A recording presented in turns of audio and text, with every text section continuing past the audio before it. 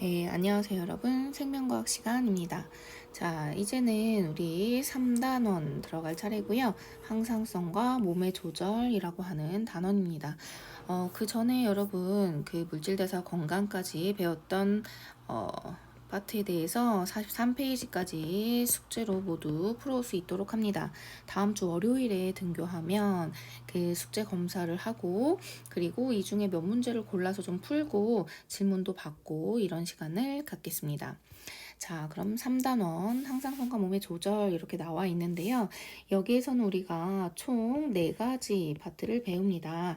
그래서 첫 번째는 이제 우리 신경계에서 이제 신경세포라고 하는 뉴런이라고 하죠. 신경세포, 뉴런이 이제 같은 말입니다. 그래서 뉴런에 대한 이제 기능, 구조, 그리고 이제 그러한 흥분이 어떻게 전도되고 전달되고 이제 이렇게 이동하는지 그러한 내용을 첫 번째 이제 소단원에서 배우고요. 그리고 두 번째는 신경계에 대해서 배웁니다. 자, 신경계, 중추신경계, 말초신경계 이런 식으로 신경계에 대해서 배우고 세 번째는 항상성 파트입니다.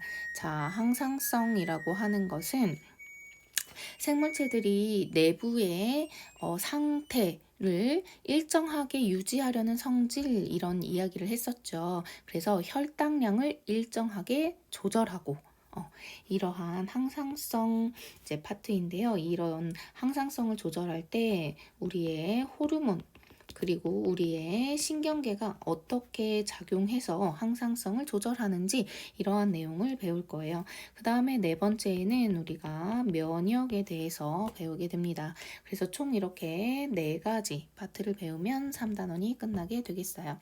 자, 그러면 첫 번째 뉴런에 대한 이야기로 들어가 볼게요. 46페이지.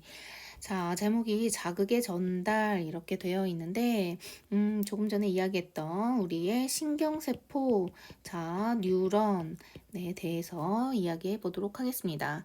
자, 우리 뉴런의 구조는 오른쪽에 나와 있는 그림처럼 자, 요렇게 생겼는데요. 자, 이런 뉴런의 그림들은 많이 보았을 거예요. 그래서 이제 대표적으로 이제 이 뉴런의 구조를 이러한 그림으로 이제 배우게 되는데, 자, 이러한 뉴런의 경우 이제 어떠한 이제 구조들로 이루어져 있는가 그것부터 살펴보도록 하겠습니다. 자, 먼저 여기에 신경세포체라고 하는 부분이 있습니다. 그래서 신경세포체에 핵을 가지고 있고요. 그래서 이 뉴런의 생명 활동을 조절하는 역할들을 합니다. 핵도 들어있고 미토콘드리아도 들어있고 그래서 각종 물질과 에너지를 생성하면서 이제 뉴런의 작용을 조절하게 됩니다. 이게 신경세포체. 자, 되겠죠? 자, 그리고 이 신경세포체 주변으로 이렇게 가지처럼 뻗어 있는 것, 가지 모양이다 해서 가지돌기 이렇게 부릅니다. 자, 이 가지돌기는 다른 뉴런이나 세포로부터 자극을 받아들이는 역할을 합니다. 가지돌기는 그러니까 그 다른 세포나 뉴런으로부터 자극을 받아들인다, 수용한다. 자, 이렇게 보시면 되겠어요. 자극을 수용하는 역할, 가지돌기. 자, 그리고 이렇게 길쭉하게 하나가 쭉 뻗어나와 있는 것, 이것을 축삭돌기라고 부릅니다. 축삭돌기. 자, 이 축삭돌기는 그 뉴런이 가졌던 흥분을 다른 뉴런이나 또는 세포로 전달하는 역할. 다른 세포로 다른 뉴런으로 전달하는 역할. 이게 축삭돌기 되겠고요. 축삭돌기 하나가 이렇게 쭉 빠져나왔었잖아요. 그리고 끝에서는 이렇게 막 가지를 칩니다. 그래서 이 가지를 쳐가지고 하나의 뉴런으로부터 여러 개의 다른 세포로 흥분을 전달할 수 있는 거예요. 그래서 이 축삭돌기의 끝부분 여기를 축삭돌기 말단 이렇게 부릅니다. 축삭돌기 말단. 끝부분이니까요. 말단 이렇게 불러요. 우리 가지돌기도 어때요? 이렇게 가지를 지면서 굉장히 많이 뻗어나와 있죠?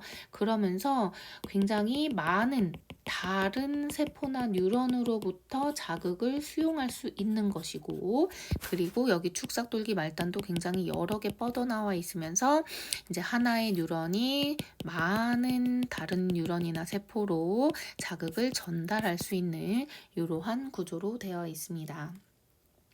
자, 그리고 이 중간에 보면 소세지처럼 이렇게 말고 있는 이러한 모습이 보일 거예요. 자, 얘는 말고 있다. 축삭 돌기를 말고 있다 해서 마리집 이렇게 부릅니다. 자, 마리집 이렇게 부르고, 이러한 마리집을 만드는 세포는 슈반세포라고 하는 종류의 세포입니다. 그러니까 얘는 신경세포는 아니고 이 신경세포를 도와주는, 지지해주는 또 다른 종류들의 세포들이 있어요. 그 세포 중에 하나인데 슈반세포라고 해서 이제 이건 사람 이름이에요. 그래서 슈반세포 마리집을 형성합니다. 자, 이 마리집을 형성하는 모습을 보면 이렇게 넓적한 이렇게 뭐 호떡처럼 이렇게 넓적한 세포가 이 축삭 돌기를 말고 하는 거예요. 이렇게 쭉 말면 구조가, 자, 어떻게 되겠습니까? 여기에 세포막이 겹겹이 쌓이는 이러한 형태가 되죠. 세포의 막은 무슨 성분으로 되어 있어요? 그렇죠. 주성분이 인지질 이중층이죠. 인지질 이중층인 세포막이 겹겹이 이렇게 쌓이는 구조로 되어 있다 보니까 정기적인 자극을 전달하지 않는 절연체의 역할을 하게 됩니다.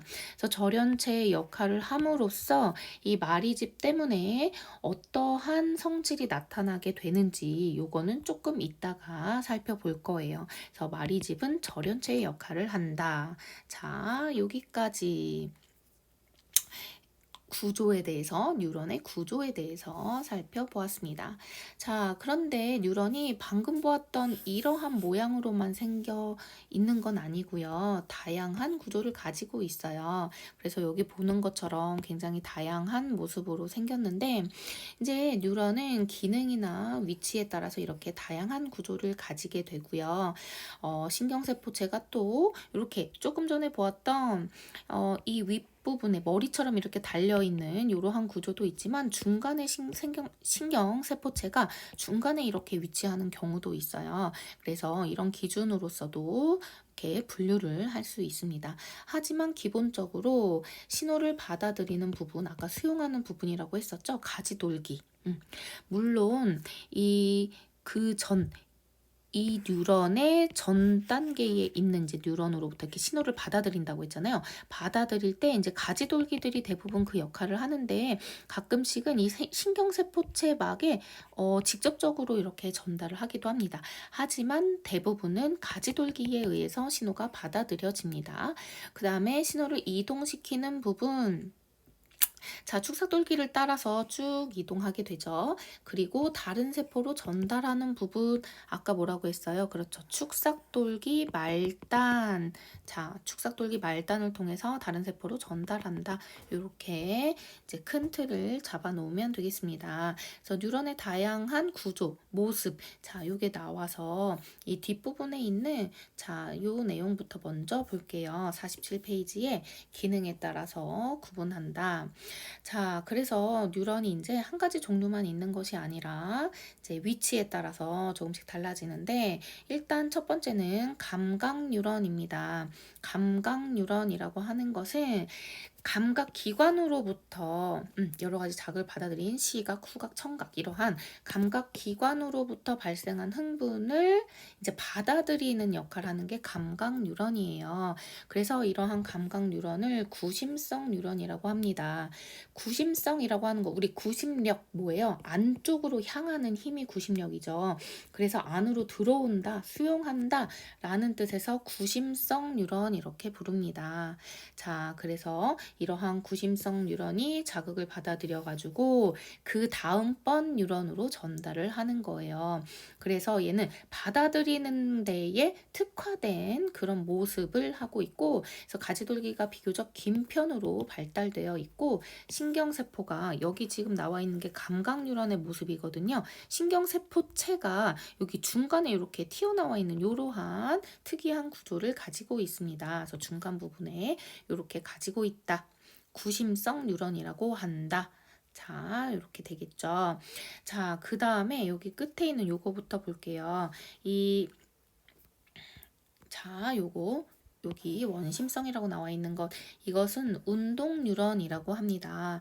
자, 운동 뉴런은 자극을 이제 반응기로 전달을 합니다.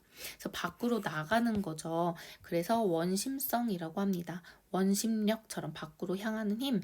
자, 원심력처럼 원심성 뉴런이다. 그래서 자극이 구심성으로부터 들어와서 쭉 전달돼서 이렇게 이 원심성 뉴런을 통해 반응 기관으로 전달이 되는 거예요. 반응 기관이라고 한다면 대표적인 게 근육입니다. 골격근에 이렇게 전달이 되면 근육 수축을 일으키는 거예요. 그래서 원심성 뉴런 이렇게 부르게 됩니다. 이 원심성 뉴런, 운동 뉴런이 우리가 앞에서 보았던 대표적으로 뉴런 하면 딱 떠올리는 그 그림이 바로 운동 뉴런의 모습 되겠어요. 자, 그래서 얘가 대표적인 이러한 형태를 가지고 있다라고 생각하면 되겠습니다. 자, 운동 뉴런이 이렇게 생겨 있어요. 자, 그래서 이 운동 뉴런의 이제 생긴 모습 보면 축삭돌기가 길게 이렇게 발달하고, 자, 축삭돌기 말단 이렇게 부른다고 했죠. 이 말단들이 반응 기관에 이렇게 분포하고, 그리고 신경세포체가 비교적 이렇게 크게 발달하는 이러한 형태 이렇게 같습니다. 자, 그러면 이 중간에 나와 있는 연합 뉴런이라고 하는 건 무엇이냐? 말 그대로 정보를 통합해주는 역할을 합니다. 그래서 우리의 중추신경계에 분포하고 있어요. 연합뉴런. 저 감각기관으로부터 들어온 자극이 이 연합뉴런에서 연합되고 통합되어서 원심성 뉴런을 통해 반응기로 전달이 되는 거다. 이렇게 보시면 됩니다. 그래서 연합뉴런, 뇌나 척수와 같은 중추신경계에 위치하고 있다. 자, 이렇게 보시면 됩니다. 그래서 생긴 모양이 이렇게 생긴 것을 볼 수 있어요. 자, 이 뉴런들의 모습을 조금 더 자세히 살펴보면, 자, 요 그림이에요. 감각 뉴런 얘는 중간에 신경세포체가 이렇게 똑 나와 있는 이러한 모습 가지고 있고, 그리고 가지돌기가 이렇게 뻗어 있는 모습. 자, 그리고 축삭이 있고 축삭돌기 말단이 이렇게 발달한 모습. 그 다음에 운동 뉴런은 신경세포체가 크게 머리처럼 이렇게 있고, 가지돌기가 이렇게 뻗어 있고, 축삭돌기가 길게, 그리고 축삭돌기 말단이 이렇게 근육과 같은 반응 기관에 분포하는 이러한 모습. 그래서 대표적인 뉴런의 그림 하면 운동 뉴런을 이렇게 대표적으로 우리가 따지게 됩니다. 자, 그 다음에 중추신경계에서 연합해주는 역할을 하는 것이 연합뉴런. 그래서 연합뉴런의 경우 신경세포체가 이렇게 이제 중앙에 좀 이런 식으로 있는 이러한 모습을 가지고 있고, 가지돌기, 축삭돌기 모두 다 이렇게 잘 발달하는 이러한 모습을 가지고 있습니다. 그리고 다른 뉴런들에 비해서 길이가 좀 짧은 그런 형태를 가지고 있어요. 자, 그래서 감각, 연합, 운동 뉴런 이렇게 정리할 수 있습니다. 되시겠죠? 그래서 기능에 따라 이렇게 이제 구분을 할 수 있고, 그렇다면 우리의 자극의 전달 경로가 어떻게 되느냐? 자, 자극에 의해서 감각기관에서 발생한 흥분은 구심성 뉴런, 그쵸? 감각기관으로 자극이 들어왔다. 구심성을 거쳐서 연합을 거쳐서 원심성을 통해 반응기관으로 나가면 이제 근육 수축과 같은 반응을 일으키는 것이죠. 그래서 전달 경로 어렵지 않죠? 구심성으로 들어와요. 연합에서 연합을 해요. 원심성으로 나가요. 이렇게 경로가 형성되게 됩니다. 되시겠죠? 자, 다시 앞으로 46페이지. 자, 이제 뉴런의 종류를 이제 또 구분할 때 이 마리집, 아까 전에 슈반 세포가 둘둘 말아가지고 마리집을 형성하는데 이 마리집은 절연체 역할을 한다고 했잖아요. 근데 이제 마리집을 모든 세포가, 모든 신경세포가 갖는 것은 아니고 마리집을 갖는 것도 있고 안 갖는 것도 있습니다. 그래서 마리집을 안 갖고 있는 것은 민마리집 뉴런 이렇게 불러요. 마리집이 없다.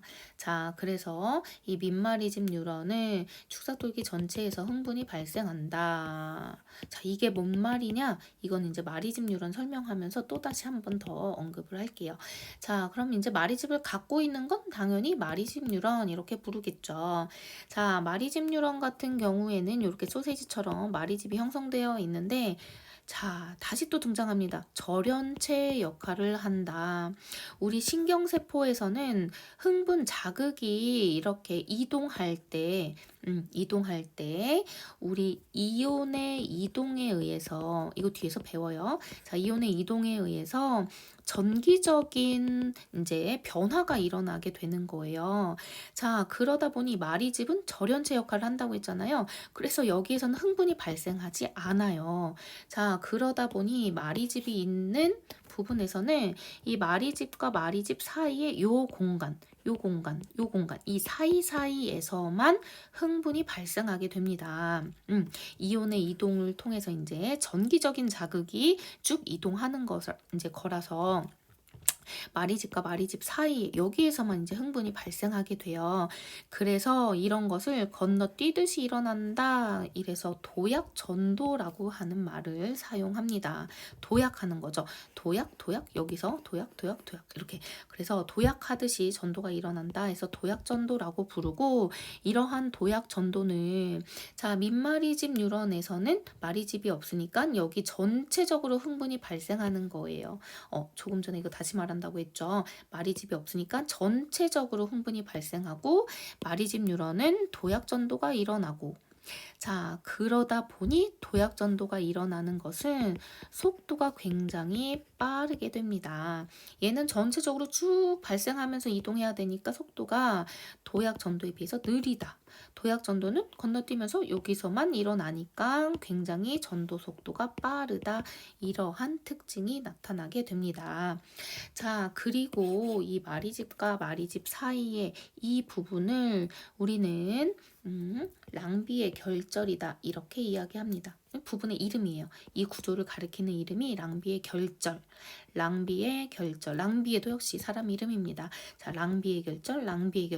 그래서 랑비의 결절에서만 흥분이 발생하고 도약 전도가 일어난다. 자, 여기까지 정리가 되겠죠? 자, 그래서 민마리집 뉴런과 마리집 뉴런 정리했습니다. 자, 다시 47페이지에 전도 속도를 비교해보자. 도미노를 가지고 표현을 했는데요. 자, 얘는 민마리집 뉴런을 표현한 거고 얘는 마리집 뉴런을 표현한 겁니다. 민마리집은 자, 쭉 서 있는 이 도미노가 그러니까 한꺼번에가 아니라 전부 다 쓰러지면서 이렇게 이동을 하게 되죠. 그런데 이제 얘는 중간중간에만 도미노가 서 있고 자, 이 중간에는 요 막대기로 이렇게 밀어주는 얘가 툭 밀어주면 얘가 밀어주고 그래서 도미노는 여기서만 쓰러지고 그러니까 요 부분이 뭘 나타낸 거예요? 네, 마리집을 나타낸 그림입니다. 그래서 이 마리집이 있다.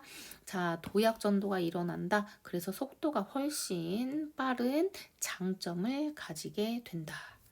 자, 요렇게 정리할 수 있겠습니다. 자, 넘어갈까요? 48페이지.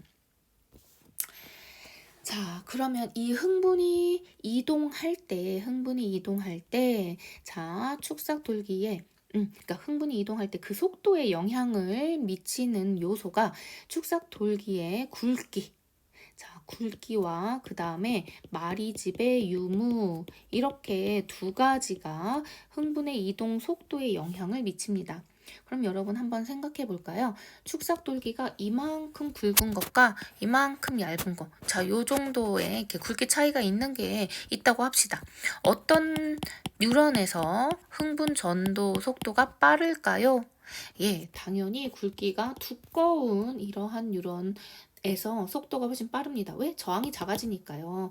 그래서 굵기가 굵을수록 속도가 빨라요. 자, 그리고 어때요? 조금 전에 봤던 것처럼 마리집이 있는 것이 속도가 빠르다.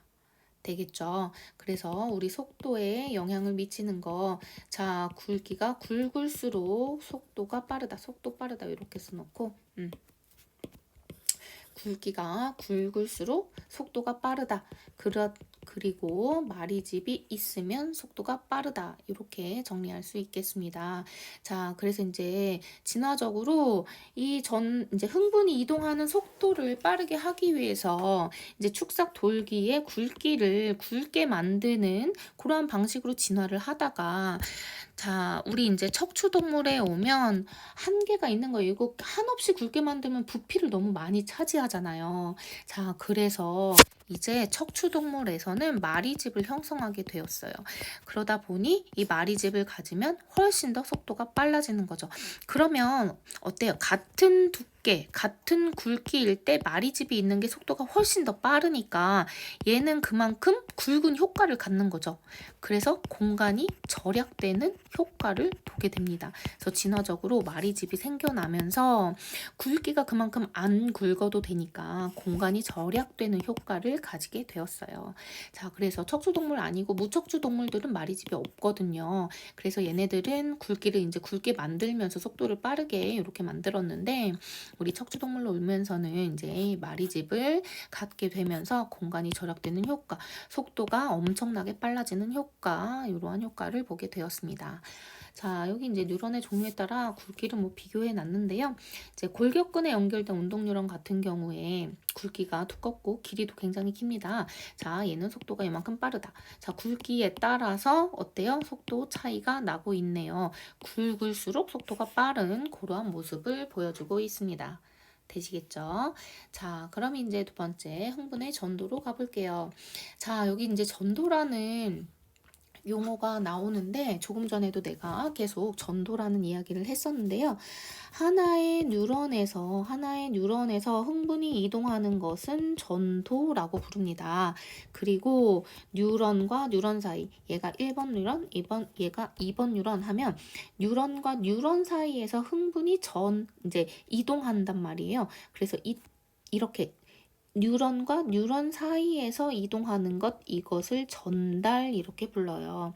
그리고 뉴런과 뉴런 사이의 이 틈을 우리는 시냅스라고 부릅니다. 아마 많이 들어봤을 거예요. 그래서 뉴런과 뉴런 사이를 시냅스라고 하고, 시냅스를 통해서 흥분이 이동하는 것을 전달이라고 하고, 하나의 뉴런 안에서 흥분이 이동하는 것을 전도라고 부른다. 이건 이제 이렇게 부르는 용어입니다. 자, 그러면 여기 이제 분극이라고 하는 개념부터 들어가 볼게요. 자, 분극.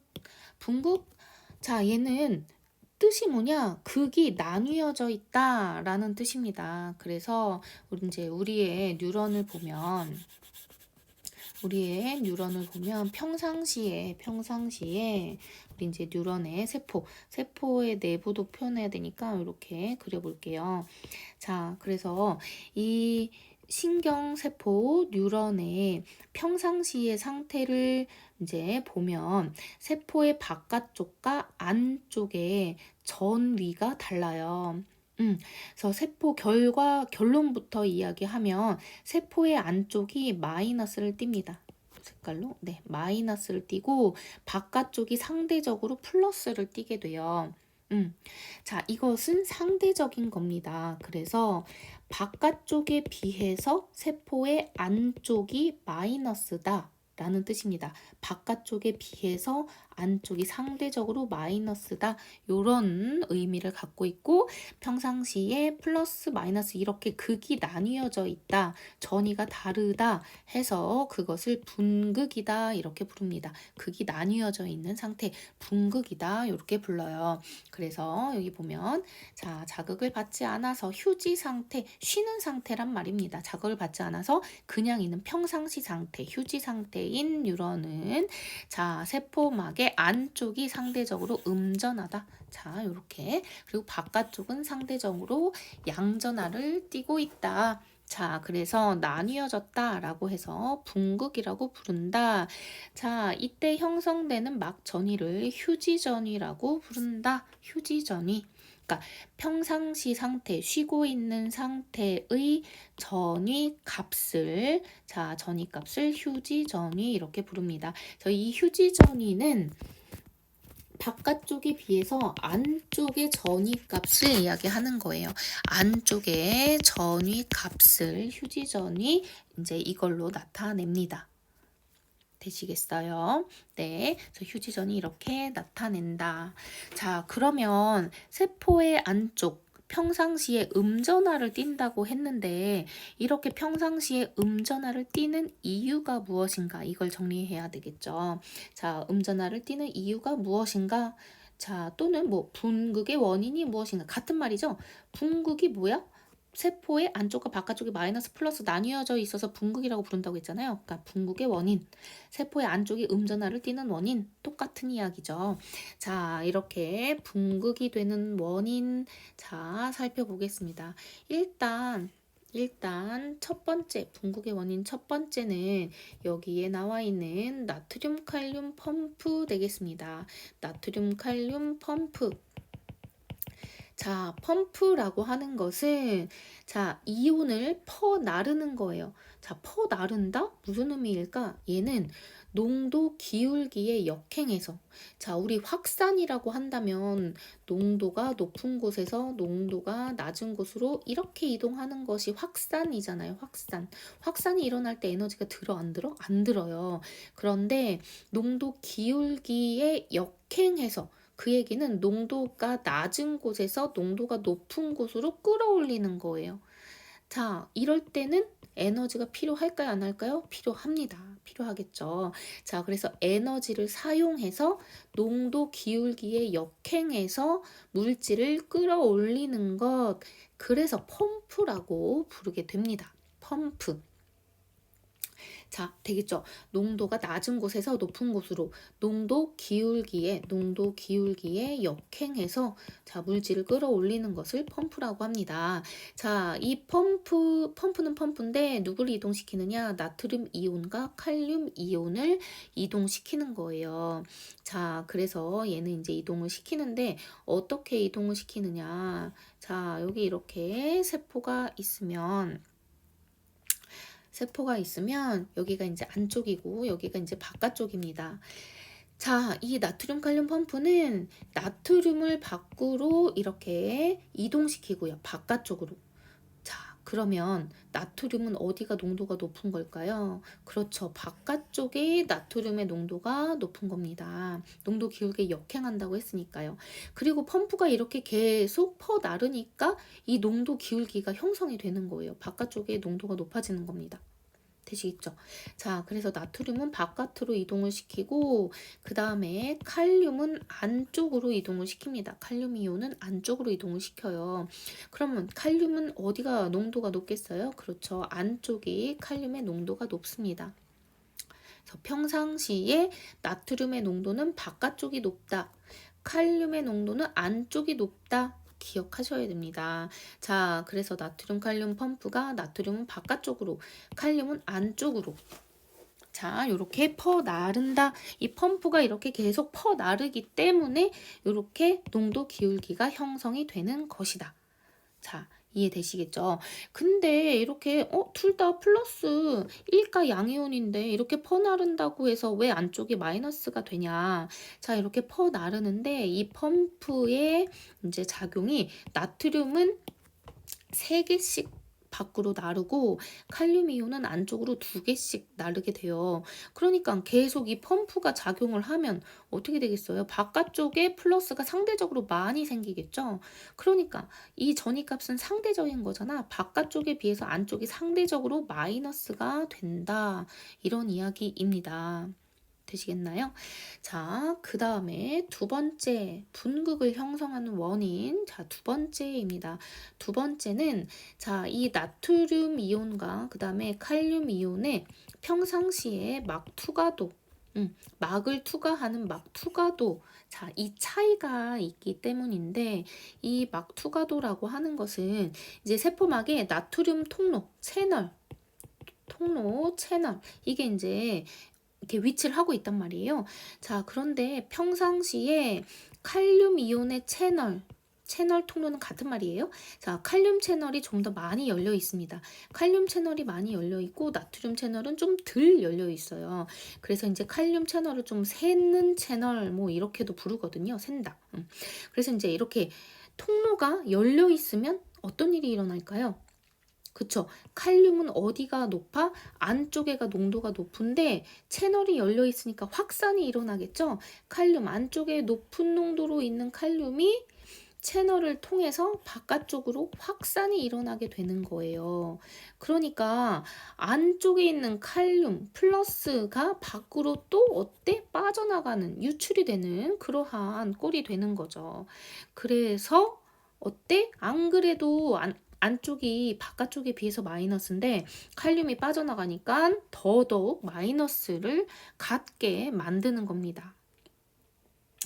되겠나요? 자, 그래서 다시 정리하면, 자, 평상시 우리의 뉴런의 세포막에는 나트륨 채널도 있고 칼륨 채널도 있다. 그런데 칼륨 채널이 좀 많이 열려 있다. 자, 칼륨의 채널이 많이 열려 있으니까 막을 투과하는 막 투과도가 누가 더 높아요? 칼륨의 투과도가 높아요. 그래서 칼륨의 투과도가 높다 보니까 안쪽에 농도가 높은 칼륨이 밖으로 빠져나가더라. 안 그래도 안쪽이 마이너스인데 플러스가 더 많이 빠져나가. 그러다 보니 안쪽을 더더욱 마이너스로 만드는 분극을 만드는 원인이 된다. 자, 요런 이야기예요. 두 번째. 자, 그리고 세 번째. 자, 세 번째에는 세포 안쪽에 이제 마이너스 전하를 띠는 물질들이 많이 분포합니다. 마이너스를 띠는 뭐 아미노산이랄지 마이너스를 띠는 다양한 물질들이 세포 안쪽에 많아요. 세포 안쪽에 마이너스를 띠는 물질이 많다. 그러니까 어때? 역시 또 세포 안쪽이 마이너스를 띠게 되는 요소가 된다. 원인이 된다. 이렇게 크게 세 가지의 이유를 들 수 있습니다. 정리할 수 있겠죠? 분극을 형성하는 원인이 뭐다? 자, 이렇게 세 가지로 이해할 수 있다. 여기 이렇게 쭉 써져 있는 줄글로 쭉 써져 있는 요 내용이 요 세 가지의 원인을 정리한 것입니다. 자, 요 부분을 확실하게 여러분들이 정리를 해 놓고 있어야 우리 뉴런에서 흥분이 전도되고 전달되고 요 내용을 이제 이해할 수 있어요. 그래서 분극이 형성되는 원인. 자, 여기 이제 이온의 분포 이제 표로 나와 있는데 조금 전에 다 배웠습니다. 어때? 나트륨은 어디가 많아? 바깥쪽이 많아요. 그쵸? 바깥쪽이 많아요. 칼륨 이온은 어디가 많아? 세포 안쪽이 많아요. 그쵸? 세포 안쪽이 많아. 자, 이렇게 농도 기울기를 만드는 놈이 누구야? 그렇죠. 나트륨 칼륨 펌프. 자, 되겠죠? 자, 그렇다면 우리의 휴지전이 휴지 상태일 때 전이 값을 이야기하는 거예요. 분극 상태에서 세포 안과 밖의 전이차를 휴지전이라고 하는데, 그러니까 바깥쪽과 비교해서 안쪽의 전이를 이야기하는 겁니다. 이 안쪽의 전이를 이야기하는 거고, 세포에서 마이너스 60에서 마이너스 90으로 다양한데 우리 뉴런의 휴지 전이는 대체로 마이너스 70mV 마이너스 값이라는 거 중요하죠. 마이너스 값 그리고 마이너스 70mV 정도를 형성하게 됩니다. 그래서 전압계를 통해서 이렇게 측정해 보면 마이너스 70 이렇게 측정이 된다. 휴지 전이값은 마이너스 70 정도 이렇게 형성이 된다. 자, 되겠죠? 그 다음에 요 그림, 우리 이제 계속 이야기했던 건데 그거를 이렇게 그림으로 나타냈습니다. 자, 세포의 바깥쪽과 안쪽이다. 바깥쪽에는 누가 많아요? 그렇죠. 나트륨이 많아요. 안쪽엔 누가 많아요? 칼륨이 많아요. 여기에 나트륨 칼륨 펌프가 계속 세포막에 존재하는 펌프예요. 세포막에 우리 왜 막단백질들이 다양하게 분포하고 있는 거 통합과학 시간에 배웠잖아요. 그 막단백질 중에 하나입니다. 그래서 펌프, 그리고 칼륨 통로, 나트륨 통로 역시 막단백질 종류예요. 종류 중에 하나예요. 자, 펌프가 나트륨은 바깥쪽으로 3개씩, 그리고 칼륨은 안쪽으로 2개씩 이렇게 펌프질을 하고, 자, 그 다음에 나트륨 통로가 이렇게 있고 칼륨 통로가 이렇게 있다. 자, 그런데 평상시에 칼륨 통로가 조금 더 많이 열려 있다. 자, 여기까지 정리할 수 있겠죠? 그래서 분극과 휴지전이가 무엇인가 이렇게 정리하였습니다. 자, 오늘은 여기까지 하고요. 다음 시간에 여기 탈분극이 무엇인지 여기 다음 진도 나가도록 하겠습니다. 고생 많았습니다.